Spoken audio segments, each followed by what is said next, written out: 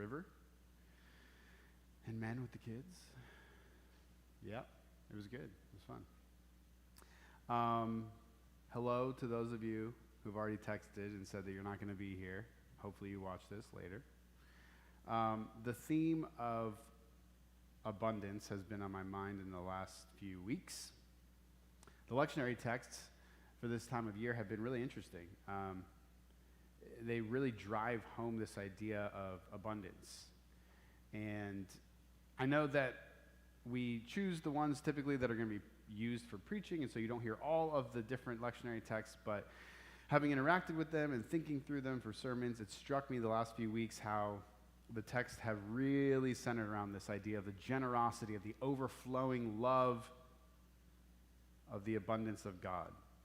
Last week you heard an amazing sermon from Mary where we heard about God's unfathomable, mysterious, incomprehensible fullness. And as an amazing example of the generosity that spills out from this, she talked about the times when unexpected abundance surprised her and the people around here in the kinship free markets. And she talked about the ways that a little became a lot. That's a really powerful theme the last few weeks, a little becoming a lot. It's powerful in so many ways. There's a few of us gathered here today, right? In a county of 1.5 million people, there are 20 people. A little can become a lot. That's the way God's movement in the world always happens. A little becomes a lot. I was able to attend a Hillsborough County budget meeting this past week. And that meeting was meant to adopt the millage rate for the proposed property taxes for fiscal year 2025. And that is then, once they approve that millage rate, they can get into discussing the actual budget, ratifying it, which occurs in September. But the reason that I was there is that a few of us showed up in our Purple Hope t-shirts to be a presence and to speak towards the importance of affordable housing. About 15 people showed up with those purple t-shirts. 11 folks spoke. It was not publicly attended on a large scale. It was at 9 a.m. And we were the only group there to give public comment, except for one other person. And what we wanted to do was to be able to protect affordable housing funds. And we had gotten the word that some people close to the commissioners were getting concerned that something might happen. They didn't even know what. So we went out there. And it wasn't a big turnout, right? Because we didn't promote this thing. The call went out the day before, right? If you remember the budget meetings last year in September, we had one of those meetings, almost 100 people. They had to have an overflow place for us all to sit. But about 15 people went out at short notice. It wasn't a lot, but a little can become a lot. We spoke to the importance of affordable housing. We listened as Commissioner Wostel proposed a millage swap. And his goal was to lower property taxes while preserving the budget, right? Don't want to make cuts, but you want to lower taxes. And so he proposed covering that cost with the $10 million from the Affordable Housing Fund, colloquially called the Hope Fund because of the work Hope has done to procure that. A fund that over the last 4 years has added $40 million to the local affordable housing budget. A fund that has leveraged tens of millions more from state, federal, and private funds. Funds that have seen 1,100 new units be built or planned for development. Funds that have taken senior adults, veterans, and families with low or very low income off of waiting lists and into dignified, stable housing. A little becomes a lot with local investment. 10 million is a little, right? For those of you who are familiar with construction, it costs way more than $10 million to build a building. But a little becomes a lot with local investment because that 10 billion becomes hundreds, or 10 million, becomes hundreds of millions when leveraged properly. And it is a little because the county budget is $10 billion. That's why I slipped before. The county budget is $10 billion. And in that budget, there is a reserve amount of $2.4 billion. That's quite a piggy bank. $2.4 billion. Because we have a A-plus credit rating, which is nice. But as someone pointed out, those who need affordable housing don't live on the streets and say, at least I have good credit. But Commissioner Wostel proposed zeroing out that $10 million, using it to cover just millage swaps so that the incorporated areas of Hillsborough County, City of Tampa, Temple Terrace, and Plant City, not the unincorporated areas, just the 3 cities of the county, would see a reduction in property taxes for homeowners of about $30 a year. If my mortgage payment drops $2.65 or whatever a month, I will not notice it. I will not notice that. I do not know my mortgage payment down to the dollar. Has anyone ever asked you what your mortgage payment is and you say $1,845.32 a month? No, you say $1,800, right? That's yours. Yeah, sorry about your interest rate. Mine's like $13.50. So, right? We talk about it in tens, maybe even hundreds for some of us, depending on our mortgages, right? Britt probably knows it down to the dollar. I don't even see those. But the point is, this is an example not of a little becoming a lot, but of a lot becoming a little. It's the opposite move. An inconsequential saving to current homeowners at the expense of affordable and stable housing for the most vulnerable. In Hillsborough County, the fastest growing homeless population is senior adults. Isn't that fun? People get to work their whole lives. They have pensions or Social Security. And then they get priced out of their apartments at 60, 70, 80 years old are stories we're hearing.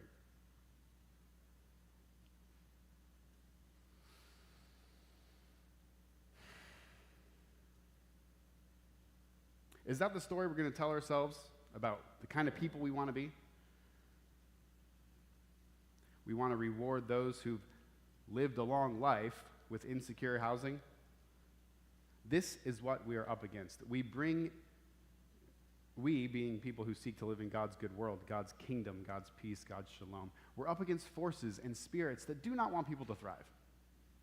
Tyler and Jake and I were talking about this one evening this past week, and we were all left baffled and wondering, why would somebody be so keen on advancing a position like that has no economic founding, right? All studies show affordable housing boosts economies, right? People don't have to struggle, and crime goes down, and it saves taxpayer money, right? It puts less burden on emergency services. Across the board, it's universally agreed it's good for societies. So why reject all the data, all the facts, whatever? Because none of this is data or fact driven. And in sitting there baffled, and none of us coming up with an answer why somebody would believe this, I began to realize, and I didn't think of it this night because I had to sit with it, it reminded me of Paul's words, our struggle is not against flesh and blood, but against principalities and powers. Wostel is misguided, right? He lies openly. He intends to mislead the public. That's true. But there's something behind that, right? There's something behind that. There are institutional spirits, there are ways of being, there are ideologies that have a hold on our culture that are simply misanthropic. They are against human thriving. There is evil in the world that wants to see people suffer. We have to embrace that. But we follow the spirit of mutual care, of love, of joy, of peace, all the things that are the fruit of the Spirit. And so the call from 2 straight stories in the lectionary, 2 weeks ago and last week, we get back-to-back feeding of the multitudes, a story of abundant feeding from the Old Testament in 2 Kings, epistle passages speaking of the fullness of God and the dimensionality of Christ's love and the diversity of a body knit together in that love. And for 3 weeks now, these texts have just stood in such stark contrast to the myth of scarcity, of individuality, and of rewarding those who already have at the expense of those who have not. And so I want to continue on these themes of abundance and the celebration of God's abundance as our texts display to us today, while making it clear that as we discover this abundance, it draws out of us the needs to share the gifts that we are with each other. So, this story in the book of Exodus, a story you probably remember from Sunday school if you're like me, for some reason, it does stick out as like one of the central stories, the story of the manna. I bet you know the overall event, and we heard it read, so you probably had a good reminder. But how did this story begin? What were the people doing that led God to enact this for them? What were the people doing? Got to get some responses. Complaining, that's it. To highlight, I think, where we are in our world, go back to our opening, the people say in the story, we'd be better off in Egypt. We would be better off enslaved. We'd be better off back in empire. Why? Well, they cite food. At least there was stability. And empire does provide stability, doesn't it? Yes, we were mistreated. Yes, we had no freedom, but we knew what to expect. And the unknown can be more frightening than what is known, even if what is known is bad. It's how our brains work. We don't really have any right to say, oh, those stupid Israelites. There's also a component of the willingness to forget within us. There's a big push in our culture to want to return to previous eras of society. But of course, whether it's in the United States or for the Hebrew people, if we really got that, we'd probably realize we didn't really want that, right? Because really in a call to return to something that was previous, what we're always seeing demonstrated is a sense of insecurity that isn't being addressed. And so God says, I will address your insecurity. I will provide for you.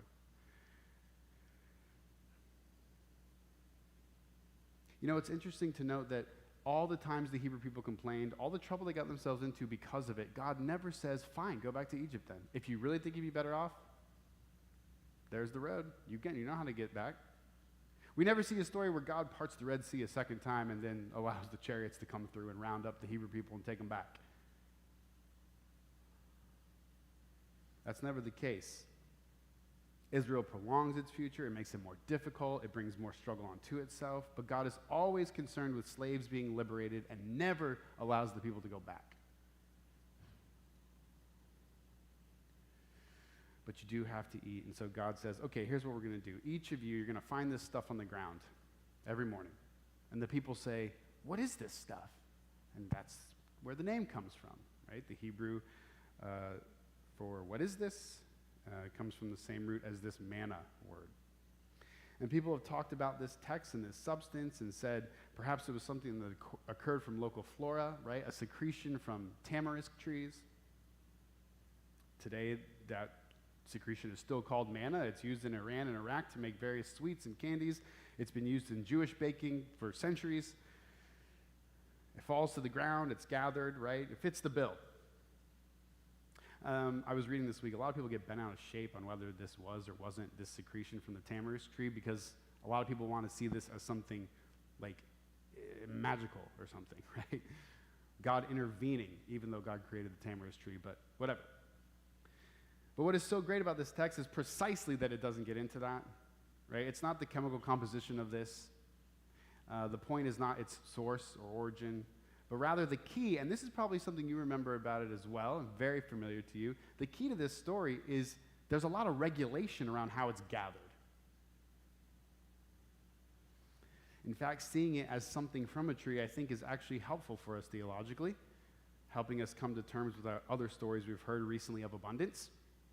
Because here we see whether it's secretions of a tamarisk tree, whether it's 5 loaves and 2 fishes offered by a young boy, whether it's 20 small rolls being delivered from a Baal worshiper to the prophet of Yahweh, whatever the source, whatever the origin, whatever the offering, it's not about what it is about how it is gathered. And it's about being in the position to recognize the gifts around us. Let's assume for a moment this is the secretion of the tamarisk tree. It would be interesting then to ask why the Hebrew people said, what is this? Of course they would ask what this is. Under empire, under slavery in Egypt, they did not have time to go explore the good gifts of God's wilderness. Yeah, they knew bread. Yeah, they had what they could eat. Why? Because they spent all their time in the grain fields. Not just to bake bread, but to make bricks. They didn't have the time, the Sabbath ability to rest in the gifts that God provides for all people. It is in this text that we see God's gifts are all around us if we are able to notice them and not want to run back to empire every chance we get. Our minds can be so clouded by our world, by our status quo, we have no imagination of what can be.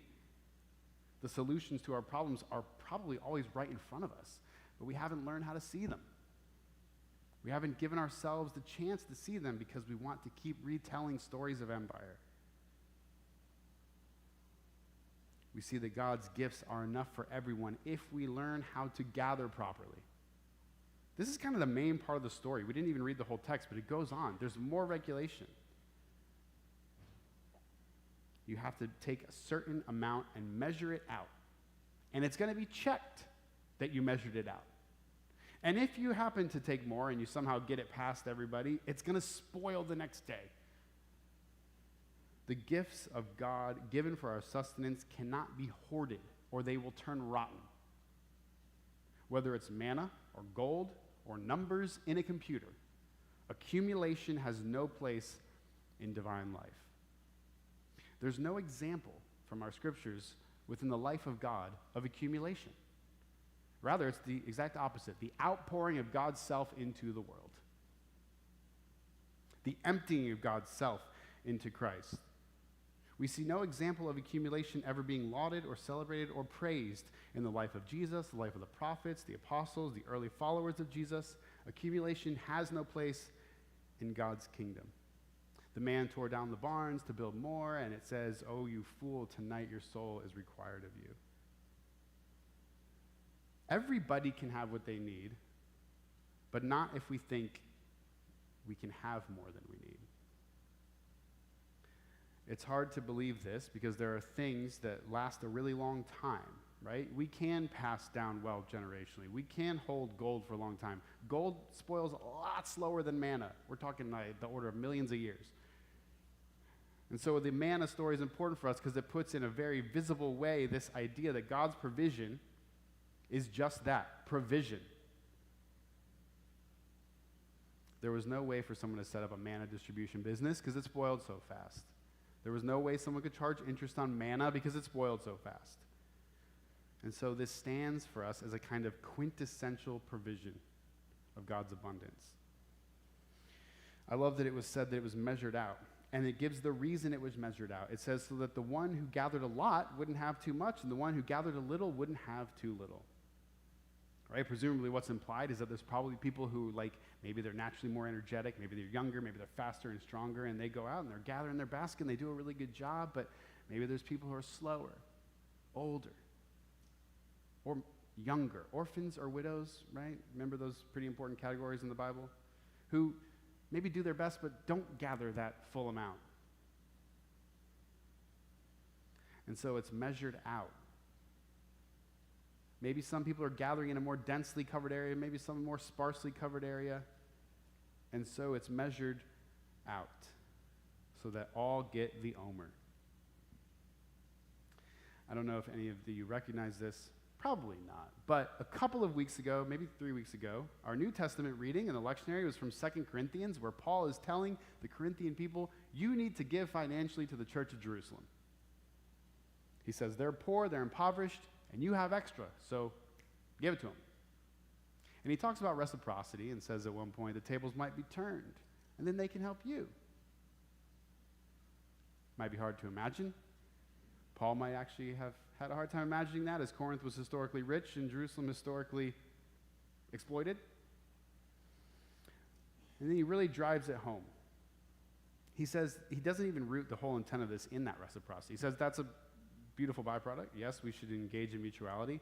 But he really ends the whole thing by saying this is a matter of fair balance.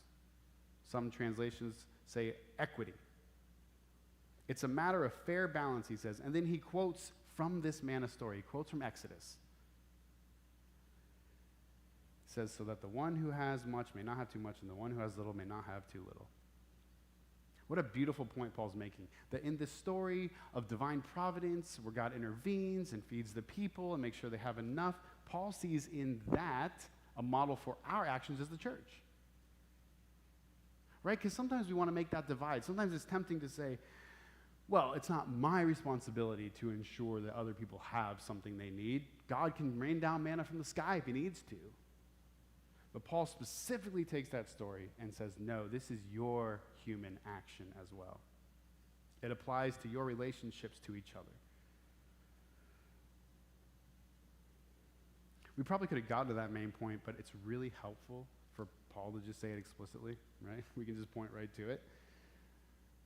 That this applies to all relationships in the kingdom of God. Those are the kinds of stories we must be telling. Part of telling that story, of course, is considering how it is that we fit into that story as a community. The text from the Gospel of John today, as you heard read, was about people coming to Jesus right after this feeding of the multitudes event. And the story opens with people wanting to find Jesus to the point that they look in the town that he was in, he's not there. They see that boats had left, so they assume he's in that. They jump in their own boats, and they cross the shore. And you may have noticed I started laughing a little bit when I read it, because I had forgotten how they open it up. They do the whole, John paints it very frantically. They're looking around, they try to find boats, they find boats, they cross the lake, the Sea of Galilee, they cross it, and then when they see Jesus, they're like, oh, what are you doing here? You come here often, Jesus? Like they're spending their whole time trying to find him, and then they act like they casually ran into him, right? A huge group of people. And of course, they are there because they just had a bunch of bread and a bunch of fish. And they've been living for some time now on tenant farms owned by Rome, the kind of farms maybe we're familiar with from our brothers and sisters in Immokalee, farms where you're able to harvest, but you're not able to afford the food you harvest. And they had a lot of fish, which would be amazing for people who, even though they had been used to living near the Sea of Galilee, being fishermen, now have to send most of what they caught back to the imperial centers. In fact, the lake itself had been renamed the Sea of Tiberias in honor of the emperor, so that they make no mistake who owns the fish. You can teach a man to fish and feed him for a lifetime, unless, of course, someone else owns the lake. And in seeing all this abundance stripped away from them by empire, they get a taste of it in Jesus, and so they run back to him. Jesus says, why are you looking for me? It's not because of the sign. It's not because you recognize in this act what I'm pointing us all towards. He says, you're thinking too short. You just want more bread. They've missed the point. And so he says, don't put all this effort in. You rented boats, you crossed the lake. Don't put all of this work in for bread that's just you're gonna need to eat again the next day. He says, do the divine work of God. And they say, well, what's that? How do we perform these works of God? Jesus says, give your allegiance to me. And they answer, well, on what basis? Give us the stump speech, right? Why should we pledge allegiance to you? Can you give us something? Can you sustain us? Moses gave us manna in the wilderness. And Jesus says, whoa, whoa. Moses did not give you manna in the wilderness. God gave you manna, and it is always God's word that brings life to people. Why is Jesus making that reminder to them? Why is that the thing he wants to point to? All right, well, everything we've got from the story of manna so far. God's gifts are already among you. Jesus, you didn't have to come chasing after me. You could have done that again in your own contexts. That's what I'm trying to point you to. That's the sign of this. Whether it's the loaves you shared, the trees that are in God's good world that provide sustenance, whatever it is, if you can see it, it's already around you. Jesus embodies the perspective of listening, of faithfully watching, and of gathering communities together so that they can care for each other. He's not engaged in any kind of self-promotion, right? He doesn't say, oh, yeah, well, Moses gave you manna, but I can give you even better manna. Stick with me and we'll eat that kind of bread every day. No, he says, God gave you the manna, and God gave you this bread, and it is my life itself, which is this bread. You don't have to chase one charismatic leader to the next. You don't think a leader is going to deliver you or save you. You have to put yourself in the right position, right? To see God's gifts and gather them well. That's what happened in the manna story. That's what happened in the feeding of the 5,000. They sit down in groups of 50 or 100. Why does it matter how they sit? Because in order to receive God's gifts, we have to put ourselves in the posture of being able to receive them and the posture of being able to receive them and see them and know them.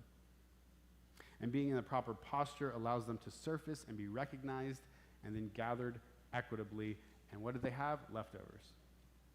This is what Jesus embodies when he says, I am the bread. If you follow me, pledge allegiance to the kingdom I'm proclaiming, you will see sustenance emerging in your care for each other. What's the alternative then? Right? They could have said, nah, we don't believe you. The alternative is individualism, being afraid of one another, trying to gather as much as we can, getting 2 baskets of manna, telling stories of scarcity, isolation, being driven apart from each other, distrusting each other. In our text from today for Ephesians, which we did not hear read, we hear that the sustenance of community is given. Look at that. Just pouring through. The sustenance of community is achieved through the giving of the gifts of ourselves to one another for the building up of the community. Paul reminds us we all have different parts to play. We all have different roles. But it's all for the building up of the community. And so we see these examples of these stories. We hear calls to be able to hear and see God's gifts. We realize we must be able to hear and see each other. We have to physically place ourselves in situations where we are able to hear and know and more deeply listen to each other's experiences and wisdom. Amelia, Dustra, myself, and Caitlin, our organizer for Hope, will be meeting this week, planning for the next yearly cycle, and we'll be talking about our goals and our plans and all of that, but part of that will be setting dates for our listening meetings. These listening meetings are hugely important for our work of justice as we hear the things that are affecting the lives of the people around us. But they're also hugely important in hearing from each other and recognizing the gifts that we are to each other, which is why we call these sacred stories. Because it is in listening to each other we can become more connected and can embrace the gifts that we are for each other.